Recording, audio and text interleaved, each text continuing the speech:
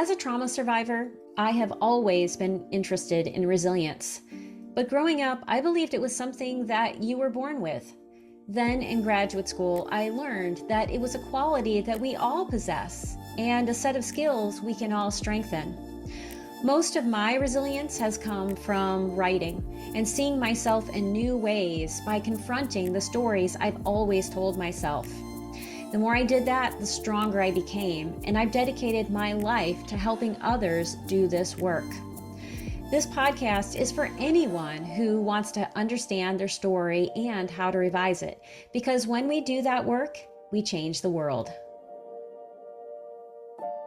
Welcome to Season 3 of the Writing Your Resilience podcast. I want to thank all of you who've been listening, and if this is your first episode, welcome aboard. I look forward to having you along for the ride. In seasons 1 and 2, I interviewed published writers and experts in the field of mental health so they could share their expertise and wisdom with all of us. I'll get back to that in season 4, but for season 3, which airs over the summer in the Northern Hemisphere, I'm launching my season of what I call summer shorts. These are shorter episodes where you'll get to hear from writers who are working in the trenches right alongside you. They'll share their fears, doubts, worries, and questions they have about the craft of writing and their writing lives. Think of it as your personal window into my coaching practice. But before we get to those episodes, I want you to hear from one more expert, Estelle Erasmus, author of Writing That Gets Noticed and host of the Freelance Writing Direct podcast. I met Estelle in 2017 at the Hippocamp Writing Conference. Since then, I followed her career, which has included stints as editor at Narratively and Writer's Digest. I've also read the viral essays she published in the New York Times and Washington Post. She also teaches for NYU School of Professional Studies and does one-on-one coaching, among so many other things. To learn about all the things she's up to and her many awards, please see the show notes. During this episode, you'll benefit from Estelle's 3 decades in publishing as we talk about generating ideas, writing timely pieces, and dealing with rejection. But before we get to our interview, I have a few questions for you. How do you generate ideas for your projects? Have you tried to write something timely? What happened? How do you deal emotionally with rejection? And how do you decide what to make of the messages editors send to you? I hope you'll ponder these questions as you listen along. Now let's get to my conversation with Estelle Erasmus. Why, hello, Estelle. I am absolutely overjoyed to see you again and to have you on the podcast. Thanks so much, Lisa. I love your podcast. I love listening to it. You have the best voice. You could do voiceovers. Well, thank you very much. I appreciate that. Well, I cannot say enough good things about your podcast. When I was listening recently, I'm like, oh, freelance writing direct. What? There's so much here. I mean, it was really each episode is like a masterclass, and there's so much there. So if you're listening to this podcast, you need to add Estelle's to your list. And there is one more thing that you need to do, and that is you need to buy your copy of Writing That Gets Noticed, which I love. You are so smart. You have it in the background. I've talked to a number of different writers about the marketing piece, and you got it all down. Thank you. Yes, and that was one of the things. And I tell my writing students, if you have a book out, just get a placard made. You can go to Vistaprint. It's $25, $30, and there you go. It's set. Well, I want to dive deeply into your book because I absolutely love it. Before I do that, what would you like us to know about your book and also about you? Well, I've been in publishing for 3 decades on both sides of the publishing wall. I was a magazine editor-in-chief for 5 national consumer magazines called women's magazines back in the day. And then I launched magazines for publishers like the American Breast Cancer Guide, Esthétique, Wit, Women in Touch. And I started out at Woman's World magazine, which had, I believe at the time, something like 4 million newsstand Mm. circulation sales.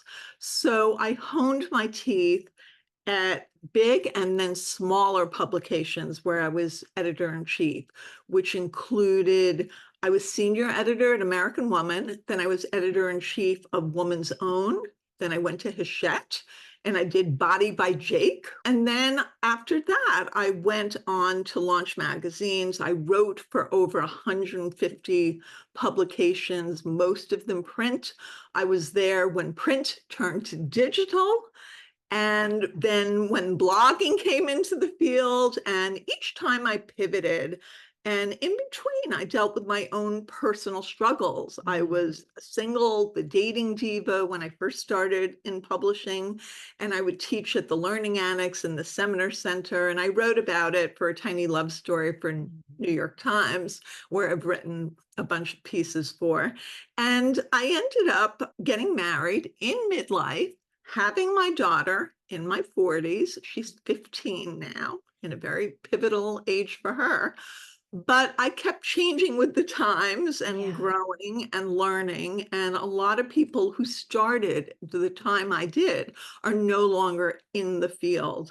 And I'm still in the publishing field. I help people by teaching for NYU, for Writer's Digest, where I'm now a contributing editor.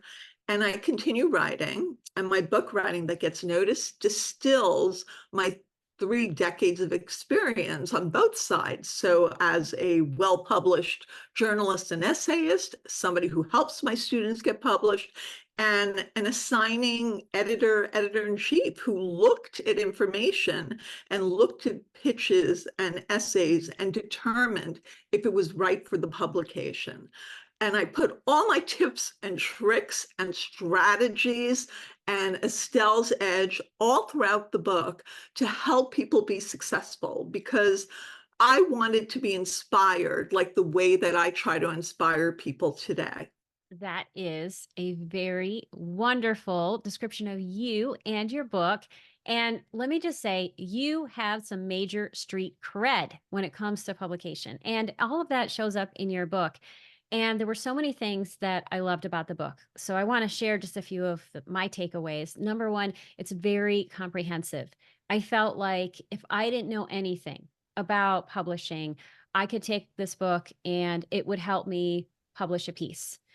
If I know things about publishing, which by the way, I do, I learned new things, which is always exciting for me. I love it when I can learn something new. And I also like it when people package things well. And so even the things that I did know, you package them really well. I love your Estelle's Edge. The voice that you add to this piece makes me feel like you're sitting next to me, holding my hand, taking me through everything. And it's extremely accessible. And we can't talk about everything, but I want to give a shout out to some of those things, the checklists that you have in this. I think one checklist I have never ever seen is the checklist of what to do when your work goes viral. That alone is worth it, beyond all of the other things in terms of the writing prompts and the different ways that you can generate new ideas.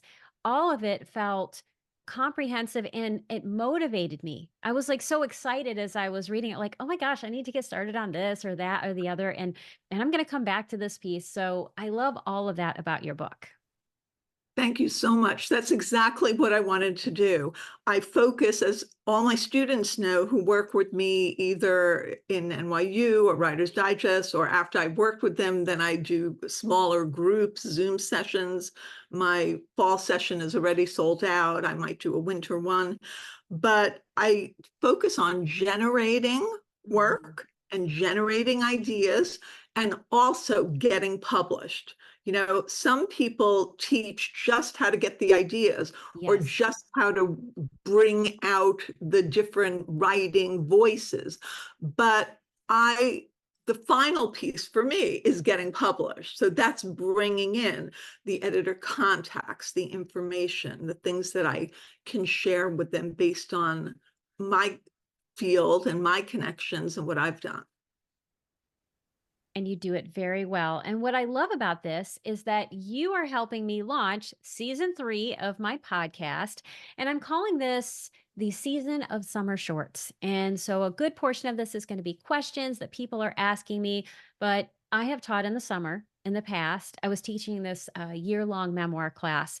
And what I have found is that, winter and spring, people are really motivated. They can dive deeply into a project. And then summer, is a free for all. And, I just want to acknowledge that some of my listeners are actually down under in Australia and places in the Southern Hemisphere. So, for you guys, you may be ready to dive in, or maybe you've been diving deeply into projects for a while and it's time to work on short pieces. And so I didn't send you this question because I always send everyone questions. But, if you're thinking about summer, what makes this a good time to work on short pieces? First of all, any time is a good time to work on short pieces. I'm a big believer that something has to inspire you, Yes. because when people tell me their ideas, and we do an idea generation exercise for my students, and in the book, I talk about multiple ways to do that, including mapping your life for ideas, which is a mapping template that you put together that breaks down your interests, and then you can kind of see and connect it to what's going on in the news or what's going on in the zeitgeist. So, for example, if you're somebody who has climbed Mount Kilimanjaro, I'm giving a very extreme example, and then somebody is doing that in the news, perhaps celebrity, doesn't have to be a celebrity, but maybe then you can take and put together an essay idea and tie it around that. You can also do it around holidays. You can do it, maybe one of my students was a professional ice skater, and Mhm. then she wrote something and we aimed it to be around the time of the Olympics. So she Yeah. was able to make that tie-in. So I think that anything that resonates, if you're writing a couple of ideas down, whatever gets you excited. I'm really a Mhm. big believer, as I know you are, Lisa, in like getting in touch with your body. What does it feel like when something feels exciting? I know when there's something I want to write about. When I wanted to write about how to bullyproof your child for the New York Times, the impetus was an example where my daughter had been bullied when she was 6 years old, that I'd always kept in the back of my head, plus my own personal example being bullied and role playing that a guidance counselor told me to do. And so I knew to find an expert who did that. And I brought that plus other experts, plus my daughter's example in how I framed the pitch, and then how I ultimately wrote the story, which went viral for the New York Times in 2019. And that was how to bully-proof your child. But I knew I wanted to write about it. It got me excited. And I'm a big believer we don't do anything Mhm. unless we're excited by it, Yes. because then you're going to put your full 110% into it. So if you want to start writing stories, I recommend, and I have in my book How to Do It, setting up Google Alerts. The Mhm. reason I learned about Google Alerts is when I would interview in a journalistic way people for reported pieces that I was writing, even if they were hybrid and were framed around one of my anecdotes or somebody else's, they would tell me if they were writing a book, like neuroscientists and different people, that they had Google alerts on the topic of their book, because then they can get the latest studies, the latest research, the latest anecdotes, other books that are coming out, other stories, which just helps the brain generate and come up with other ideas. So I Mhm. started doing that for myself. And at any time, I have about 20 Google alerts going on. I also use Chat GTP occasionally for that idea generation. I Mhm. am not, and I don't recommend anyone do, put their unpublished work into Chat GTP or one of the AI chats or services, because then you're training the Mhm. next generation of AI and or writers, and you don't want to do that. But for idea generation, it's wonderful.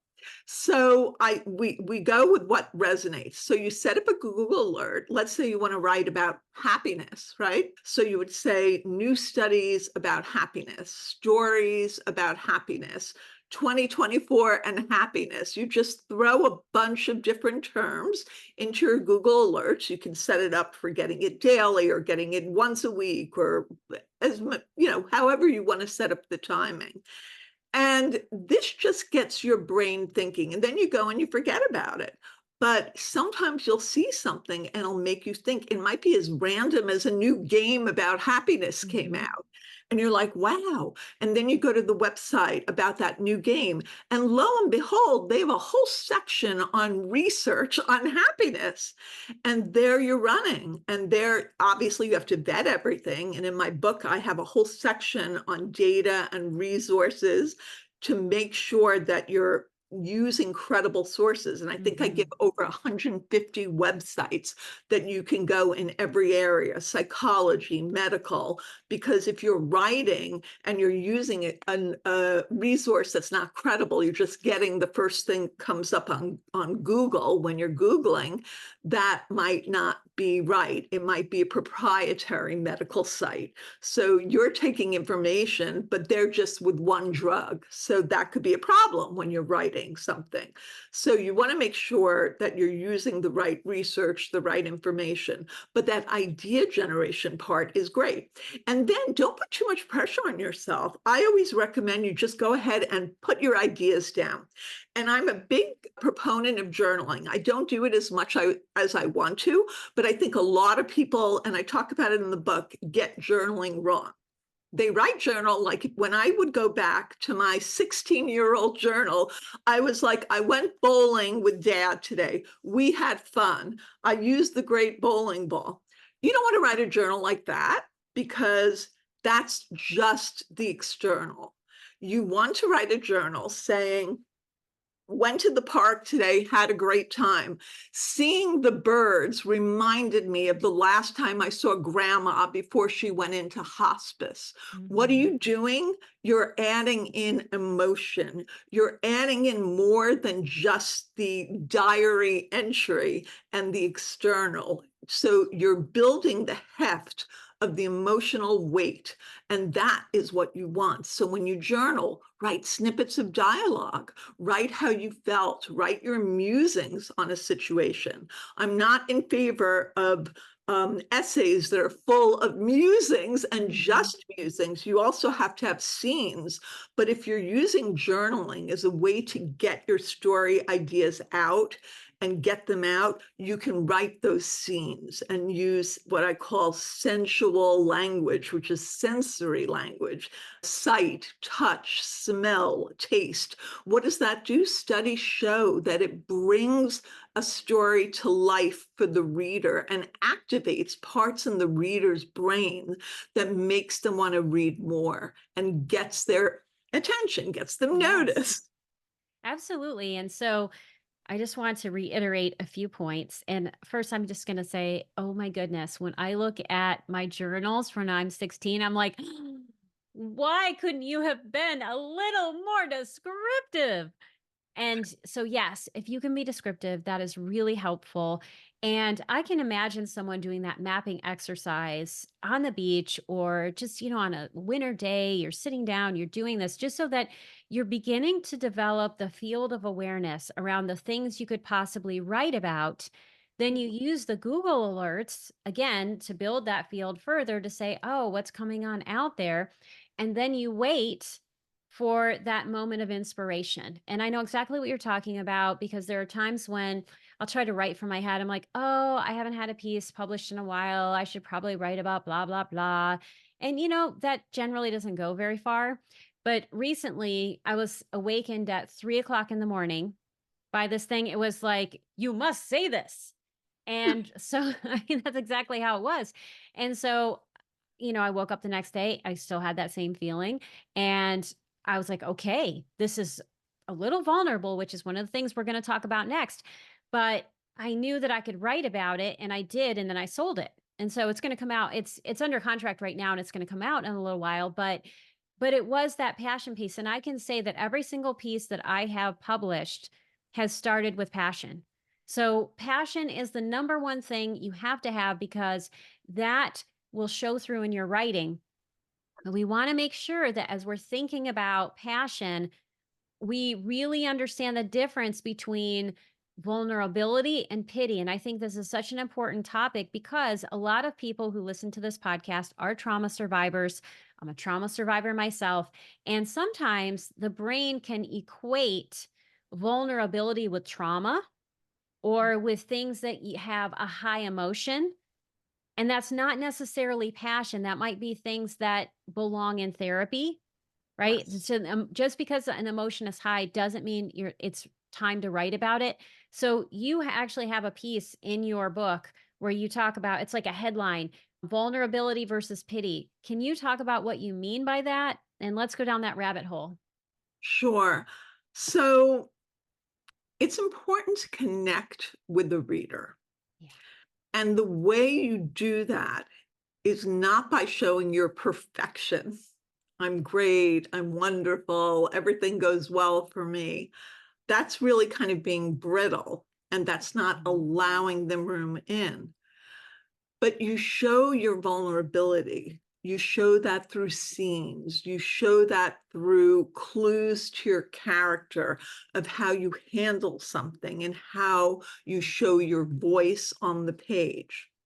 So I gave a couple of examples, and I want to give an example of a situation that comes up a lot, and that is when someone is ranting. Mm, So somebody's saying, I want to write an essay, and they are just pulling this out of air, ranting about their landlord. And it's all the things that the landlord has done wrong. Well, first of all, a personal essay, there has to be an I in there. There yes. has to be the person. I say to so many of my students, where are you? Where are you in the essay? We need to see your feelings, your thoughts, your reactions. And so if somebody's ranting, and it could be even as personal as their mother, how horrible the mother is, but you don't see them, you don't see the reaction. And I'm saying to them, you're going on and on about these things your mother said to you.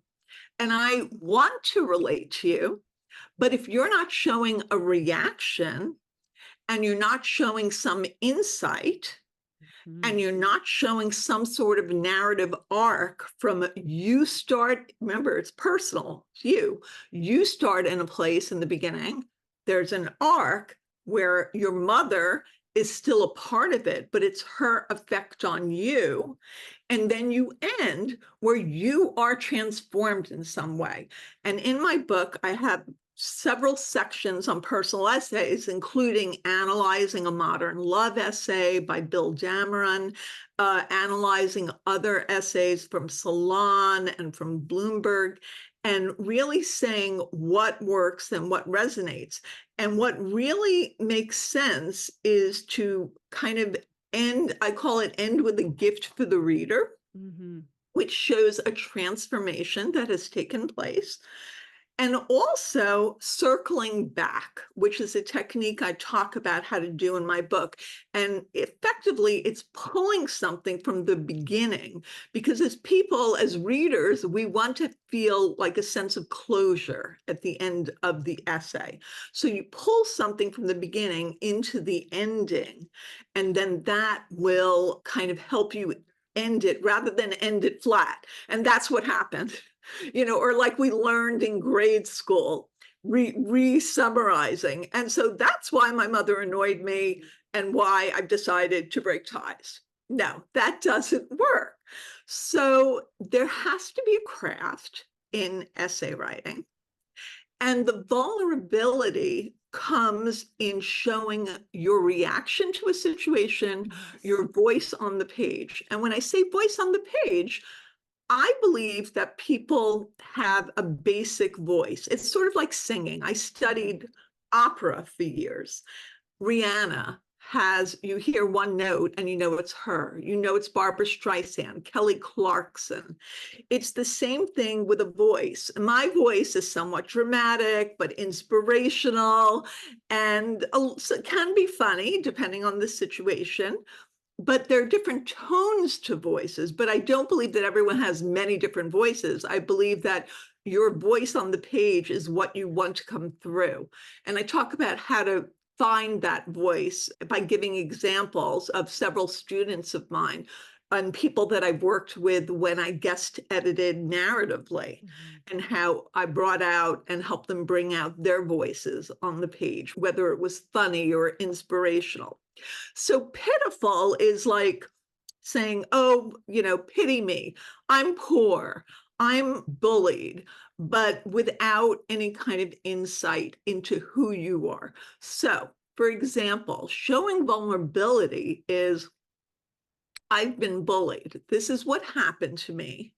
This is how I reacted because I grew up hearing, making this up, my dad yell, this is not my story, my dad yell at my sister in the other room, you're this, you're stupid, right? And hearing the boy call me an idiot brought me back to that feeling. Yeah. Okay, now you're not just somebody the reader feels sorry for, because there's a universality to this. The Mhm. reader thinks, okay, I've been bullied in my life, maybe not as extreme as this situation, but I can relate. Mhm. And the person is sharing something about themselves and sharing a scene. And remember what I said, using that description and that detail. I always say God is in the details, brings a story to life. You don't want to just say, he picked me up in his car. You want to say, he picked me up in his Porsche with the steering wheel shined to, like where you could see a reflection in it because he buffed it every day with a cloth he kept under the seat. Something like that. Obviously, I would edit that sentence, Mhm. but the idea is that shows much more about the person and the clue to the character by showing the description and the detail. So other ways showing that somebody is just saying like, feel bad for me, is not showing any growth in Mhm. the character, in how they're relating to the situation that's happening. So you want to keep having that. I always say, after every sentence in an essay, ask yourself, so what? The Yes. so what is what will move the story forward for the reader.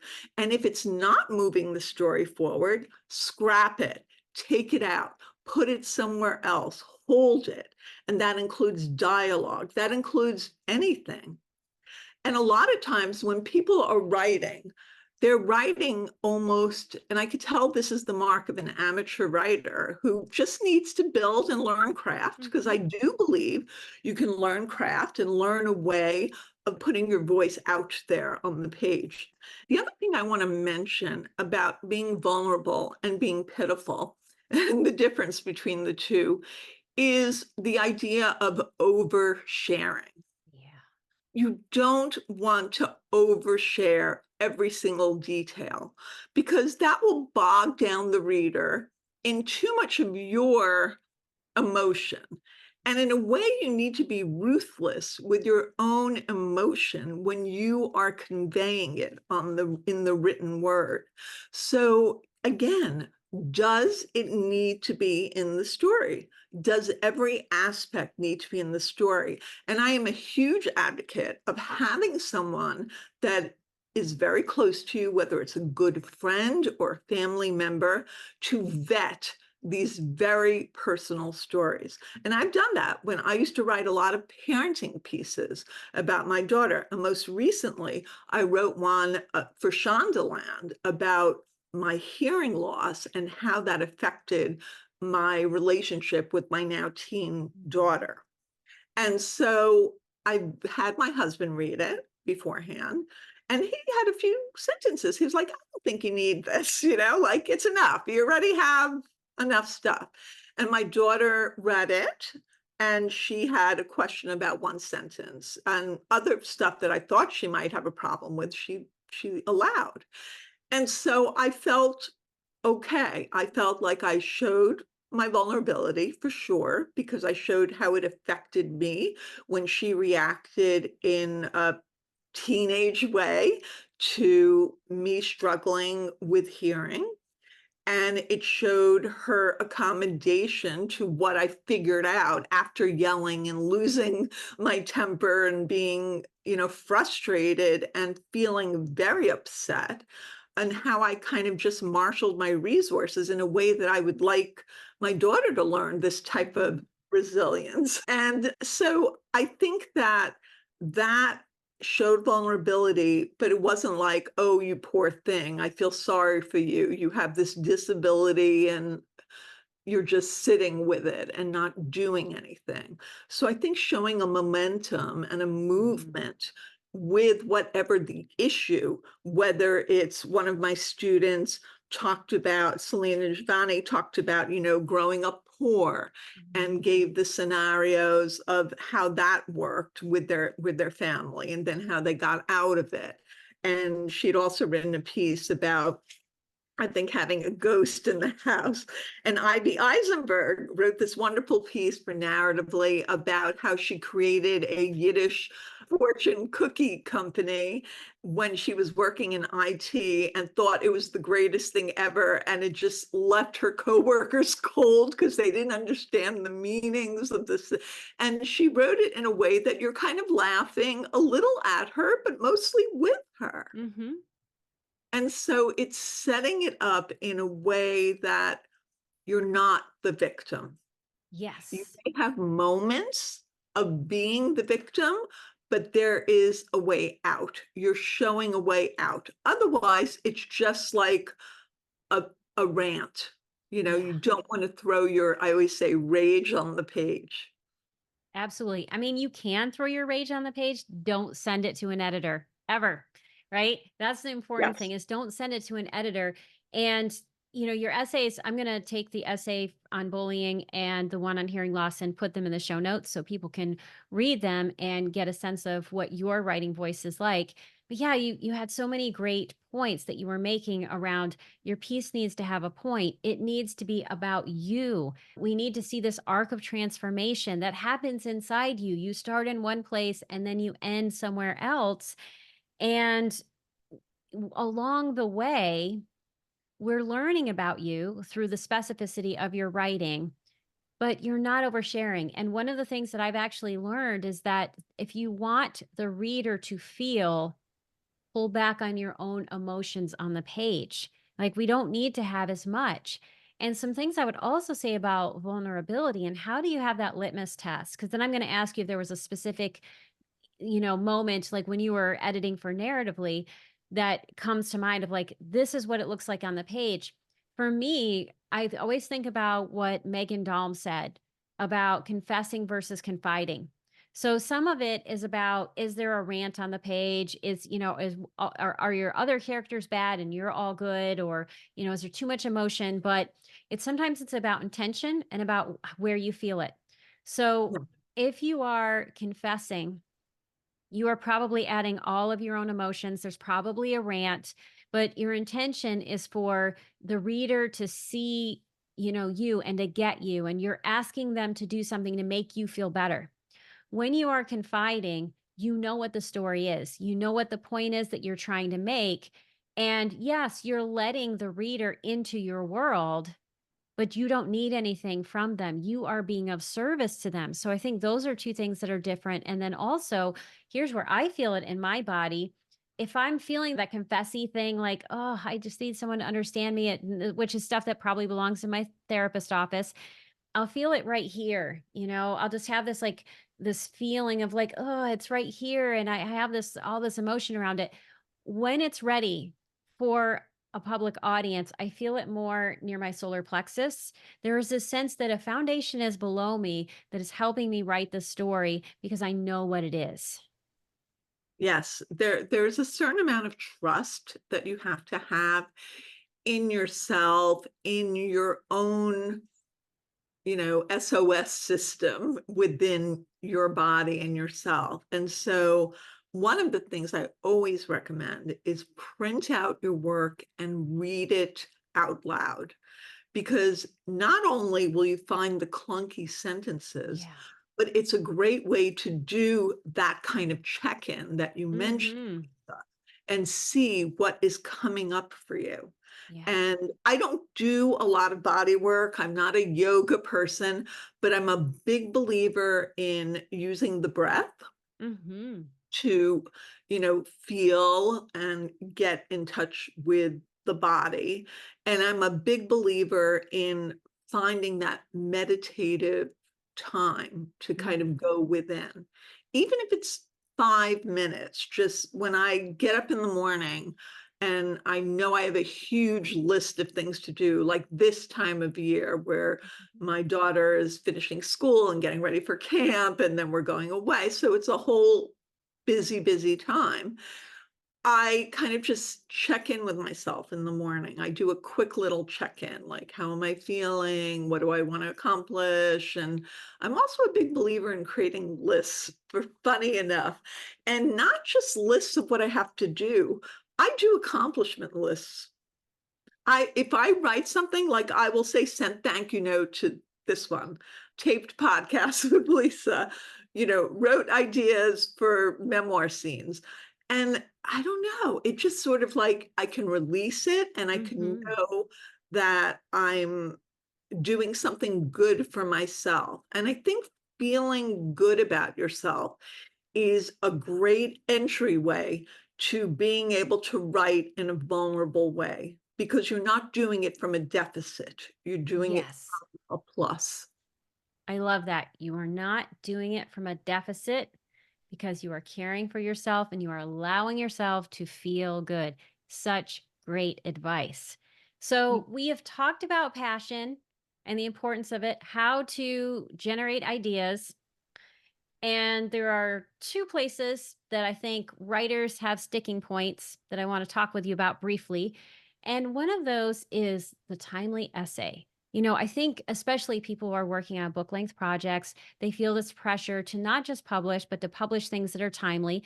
And let's face it, if you have a timely angle, something is happening in the news and your work can intersect with it in some way, it's got a higher chance of being published if you've, done all of your due diligence, but also of becoming viral, right? Because it's part of the zeitgeist. And yet, some people will have great passion, but they struggle to find their point. Like they can't move as fast as the news cycle moves, which, oh my gosh, it's like you blink an eye and the story's over, right? It's not relevant anymore. So what advice do you have if you're a slow processor? Yeah, I would say if you have any kind of a connection to anybody in the media or celebrity world, and I hate to focus it just on celebrities because it's not about that, but let's say, I'm just making this up, but Lady Gaga used to go into your dad's restaurant all the time and occasionally play for people, right? That is something that you could probably figure out an angle about. Now, maybe you don't have that yet, but maybe she's going to start a restaurant with her partner. Mhm. There you go. There, and if you're setting up your Google alerts and I'm going to give you an example of this. So I always loved Penny Marshall, Laverne and Yes. Shirley. And she died in 2018. And I quickly wrote an essay, but it wasn't quick enough, right? The news cycle moves so fast. But I wrote an essay about how impactful she was on my life. I was kind of like this, I was a little bit shy or insecure. I was also chesty like she was, but she had chutzpah. And I learned from that and I kind of transformed my life as I got older. So I wrote this essay, but it was too late, right? I sent it to a few Mhm. places and they were like, no, it's great, but it's too late. We already have something on her. So I held it and I didn't send the whole essay, I sent the pitch.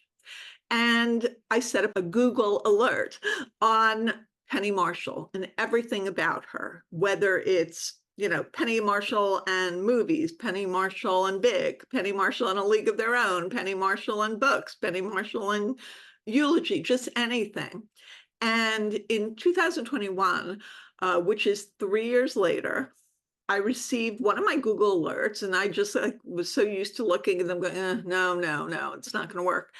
And it said, "A League of Their Own is coming to Amazon Prime as a series." And I said, "Bingo, that's my in." And so I pitched an editor at the AARP's The Ethel, huge circulation. Hmm. And I said, "Well, A League of Their Own is coming to Amazon Prime this coming summer." Wasn't even out really in the news yet, but I had gotten this Google alert. And I said, "And I have a story about her impact on me." And she was the first to do $100 million movie and all that. And she said, "Yeah, if you can write it in such a way that it shows her, how her effect on you." And I already had it. And I said, "Absolutely." And I submitted it and it ran. So that was 4 years after she died. Yeah, I love that strategy of writing it when it comes to you. And even if it doesn't get picked up now, you never know when it's going to be timely at another time. And so those Google alerts can be so helpful. And here's something I would say about movies, because I know last year the Barbie movie came out and then everyone wanted to write about Barbie and it was too late. Right. So the movie had already come out. And I think that one may have had maybe a 2 week time frame. Movies I've heard, it's like it comes out 3 days later, we're done. So, if you know that a movie is gonna come out and you've gotten your Google alert, like you're a fan of, I don't know, let's say Marvel movies, just as an example, and you know the next Marvel movie is gonna come out, start writing down what you think about Marvel movies. The first time you saw a Marvel movie, the best experience you had with Marvel movies. Get all of these ideas down so that you can pitch something in advance, maybe of it, or let's say you go see it on the day of and you have this great connection point. You immediately get out of the theater and you pitch because now you have an essay that you can write very quickly. Yes. And the other thing I would say is micro memoir is such a booming area. Yes. And a lot of my students have gotten tiny love stories in the New York Times, and that's an entryway to agents and to people who Mhm. are interested in their work. And you could take a larger piece that you had been working on, or maybe even part of your memoir in progress, and you can actually craft that into 200 words or less. For a tiny love story, it's 100 words. And I do want to make an offer. Like, if people want to follow my Substack at estelleerasmus.substack.com, where I give craft and writing advice, and email me at freelancewritingdirect@gmail.com. I will send you a huge list that I have compiled of places that take micro memoir. And a lot of these places also submit to pushcart prizes and other literary awards. So it's a great way to get yourself in the door and to get your work out there. And it's very motivating as well. One of my students just got in the New York Times from a piece that she worked on in a workshop with me at the Irma Bombeck Writers Conference recently. Nice.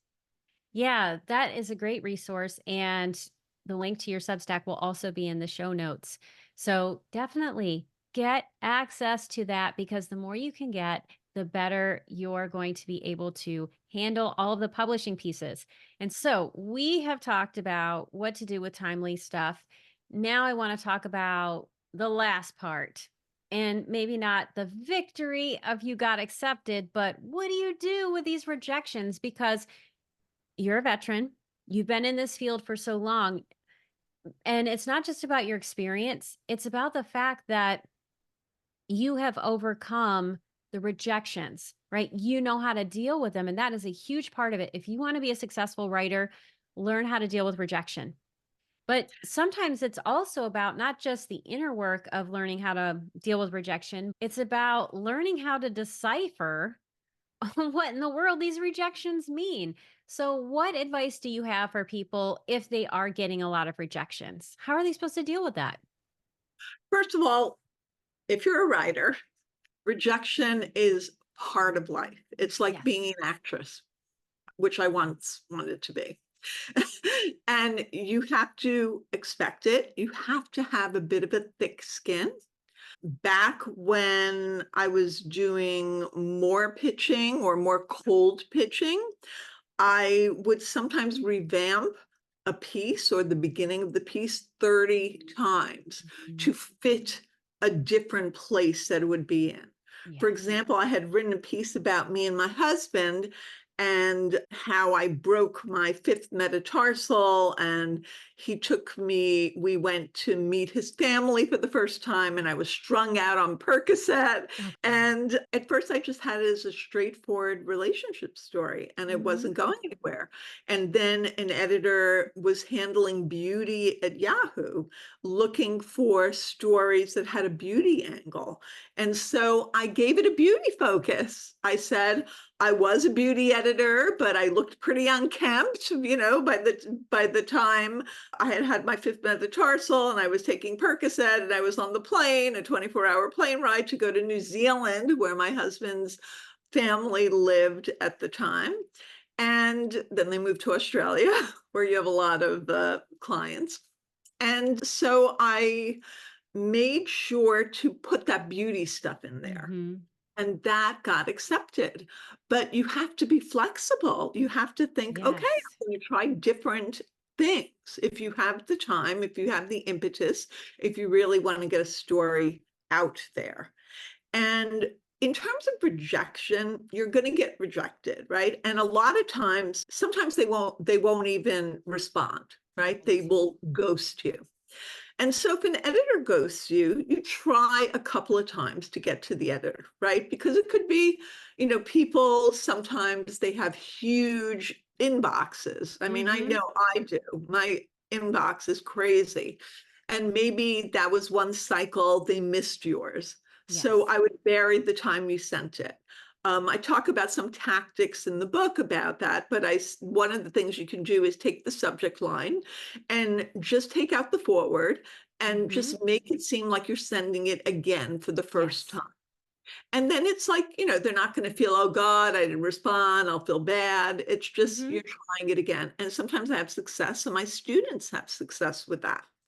Other times you can do things like, if they are responding and they're using a lot of superlatives, this is great. I really enjoyed reading it. Most editors, they're constrained by legal. They can't use a lot of superlatives. They can't be your Mhm. fantastic, because who knows how that person will react. So if they Yes. are using real high praise, that is an in. And so I would follow up pretty quickly with another really good idea, a pitch. And Mhm. if you're sending an essay, some of them, they don't want your whole essay to be sent in the body of an email or even in the email.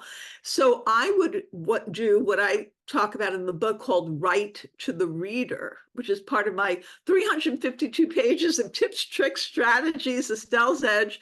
And writing to the reader is basically just writing the first part of the pitch as if it were the essay that the editor, who doesn't know you possibly from a hole in the wall, is going to read and go, "Ooh, I like their voice," or "Ooh, I like how they're Yeah. setting it up," and getting right into the inciting incident. You don't have to give the whole essay, but that will often work to pique their interest and make them want to know more. That's with the superlative stuff.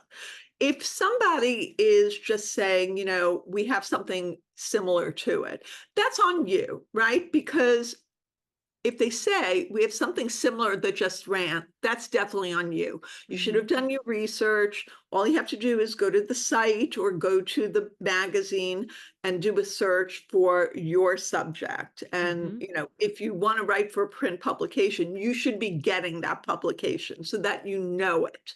And online, it's very easy to search for your topic. And then, of course, have a hook.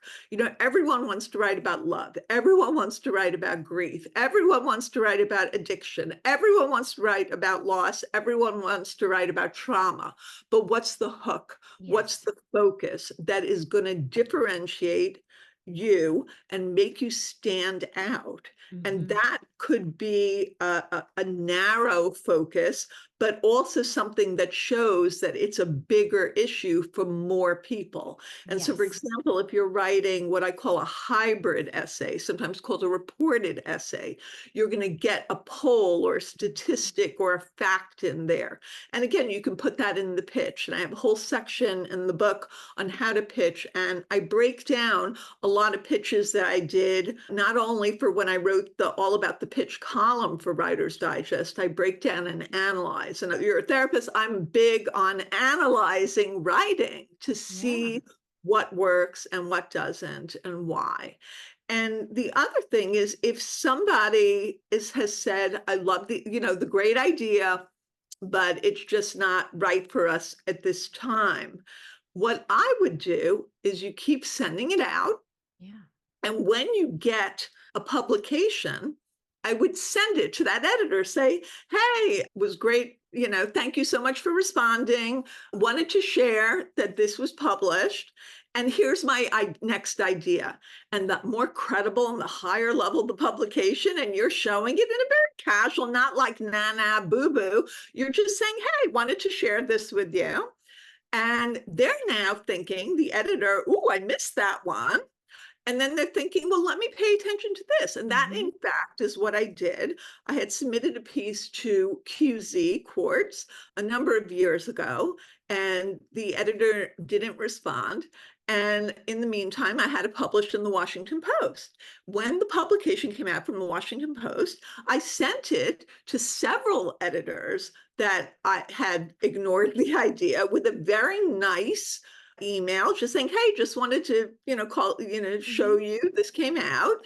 And it's also the homepage section and, whatever laudatory thing I can put in there. And then I said, and by the way, I compliment something that they had in their recent issue. And then I would put in another idea. And that's how I got additional assignments. I got an assignment for Quartz out of that because he liked my idea. I got another assignment from another publication. And so you can keep that going. So rejection is kind of like making lemonade out of lemons, right? And Yes. everything, I believe it's really just how you approach it and how you look at it. One of the things that I do think is, you can acknowledge to yourself, you're feeling bad, you're feeling dejected. And as I say in my book, have a pity party for one, do what you need to do. Yeah. For me, I watch bad reality TV. I love Bravo. Sorry, Bravo, but I watch that because their problems are always worse than mine. Their cat fights, their divorces and all that stuff is just entertaining, but I also feel bad for them. And then I feel better for myself and just realize it's a long game. Yes. You are in that marathon. It's not a sprint, it's a marathon. And so anytime, this is part of my inspirational part, anytime you say to yourself, this one's, doing better than me, this one's in this publication, you just have to realize that you're in competition with yourself. Mhm. Yourself is the competition. Other people can spur you on and Yeah. motivate you, but your only competition is yourself. And so you look at yourself and you say, what can I do to get incrementally taking steps to get to the goal that I want? And then you do it. Absolutely. And what I would say is for all of the people that are on social media showing all of the awards or all of the great things, you have no idea what it took to get there and the number of doubts and the number of rejections that they have had to have the pity party for one for. So, yes. But when you do see that, say, oh, I want what they're having. Look and see what they're doing. Really pay attention and be curious. That's another thing you can do. And you know what, Estelle, we could be here for, I don't know, a week or more talking about this because there's so much in this book. It's so rich. I just want to tell everyone go get their copy because it's going to help you get published. I can guarantee it because I've seen all of the stuff in here. I know a lot about this myself, and I'm like, yep, yep, yep, yep, yep. It's so accessible. I always like to end with 3 lightning round questions that I ask everyone. First one is, what is the best piece of writing advice you have ever received? Okay, so I've received a lot of writing advice for the podcast, the people that I talk to. And I'm going to say one of the most recent ones um, was a very interesting piece of advice from Amanda Churchill, who Mm, wrote her debut novel, The Turtle House, which is HarperCollins. And she said when she struggles with writing, she writes a separate document all about her struggle. I love it. I love that. And that is something that I absolutely plan to do. Another thing, I'm going to throw in another one just for good It's measure always because good to have I'm a little service bonus. oriented if anything. Anne Hood, who's guests on my program, Yes. told me that she's a volcano writer. And that resonated with me because I always heard from so many people, write every day, write, you have to write 365 pages, a year to have a book. And for me, I'm sorry, I'm a mom of a teenager, I'm a wife, I have a lot going on. I teach for NYU and Writer's Digest and 101 and do plenty of seminars and webinars, and I can't write every day. Yeah. But Anne said, look at what you've written and maybe touch it or just look at it in some way or Mhm. think about it. And then when you're ready, because the brain is always working overtime. So that, and I am a proud volcano writer. I love that. I think I'm kind of a volcano writer myself because, like you, when you're really busy, that is just a myth that you can write every day. It does not always happen, and you need to understand what your flow is. And I absolutely love Ann Hood. One of my favorite things she did is this podcast for Tin House, which is how to write a kick ass essay, which I will also add to the show notes because everybody should listen to that. So these are great tips, and I hope everyone takes that in. What do you do to nurture your resilience, especially since you have so much on your plate? One thing I do is I remind myself of the good stuff happening, right? And that's not just to be like, oh, patting myself on the back, but Mhm. it keeps me in an elevated energy, right? It keeps me feeling, okay, there is momentum going. And I'm a Yes. very much a momentum like oriented person, but I definitely need the downtime too. For example, Mhm. recently Poets and Writers magazine named my book one of the best books for writers. And they did in their newsletter, Time Is Now, they highlighted my book as a book of the week, the nonfiction book of the week. So that was just, I was so honored by that. So, you have to remember these things because people put Yes. little things on social media and then you forget it. So I think reminding yourself of that. The other thing I do is, people say to me, and I laugh because they say, Estelle, you're everywhere. In fact, Lisa, I usually shut down over the weekend. Mhm.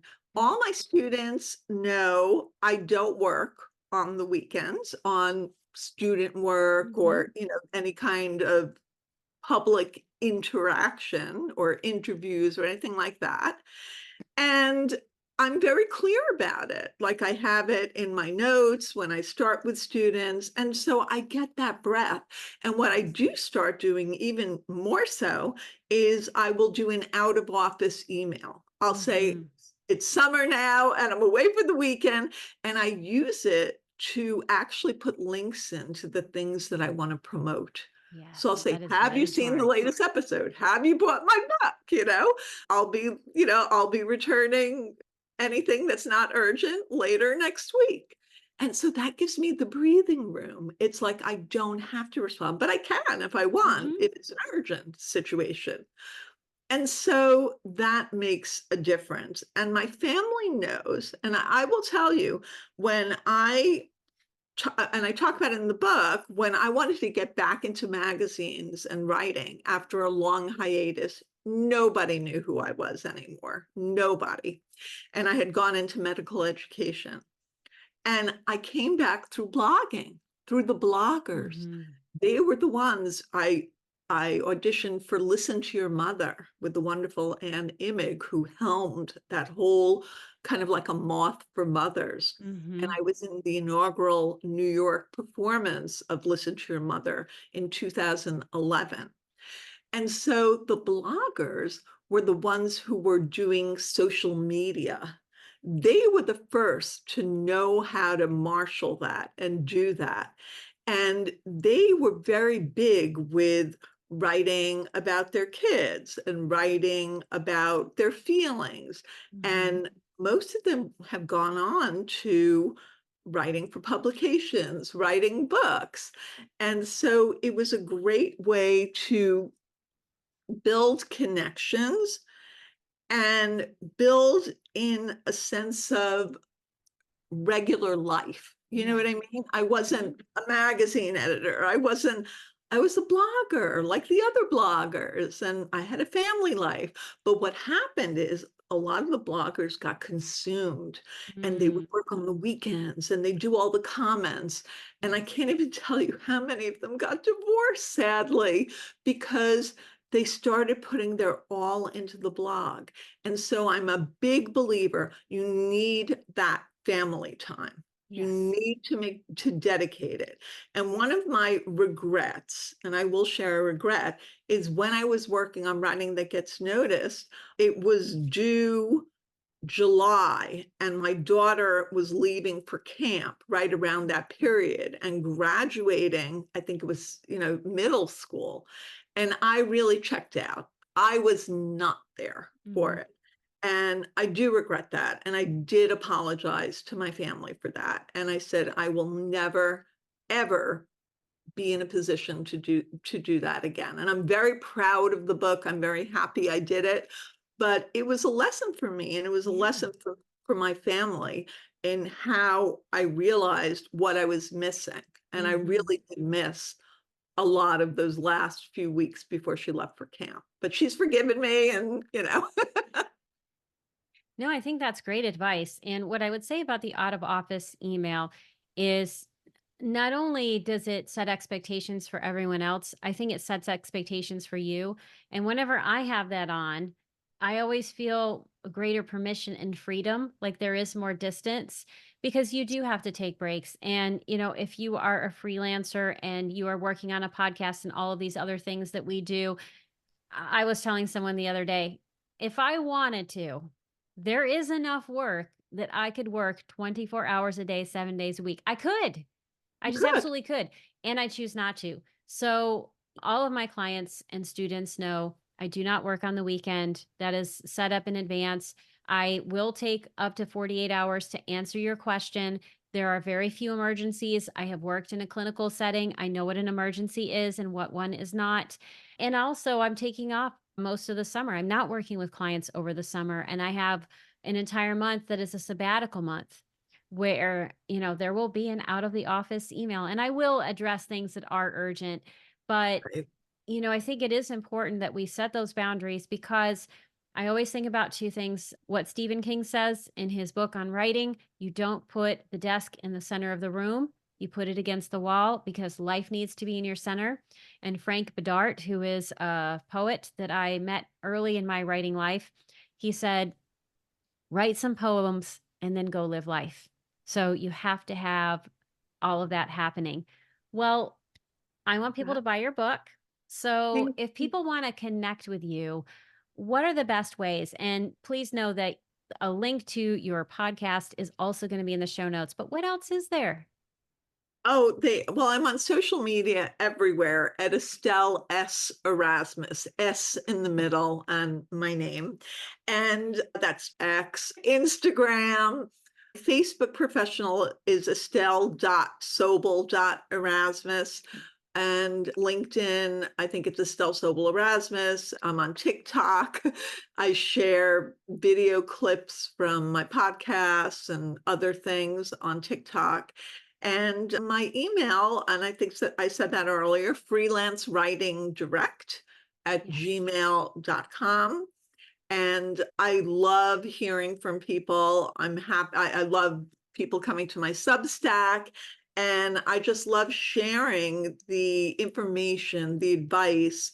I'm having I don't know when this is coming out, but I'm having an editor on call event with the deputy editor of The Cut, Jen Ortiz for NYU next week. So that's too soon. So But anyway, they can look for the next time, right? If yes. they're following you, I'm sure you'll do Yes, that and they again. continue, right. I have an ongoing editor on call series that I do with NYU where I teach and where I received the Teaching Excellence Award last year.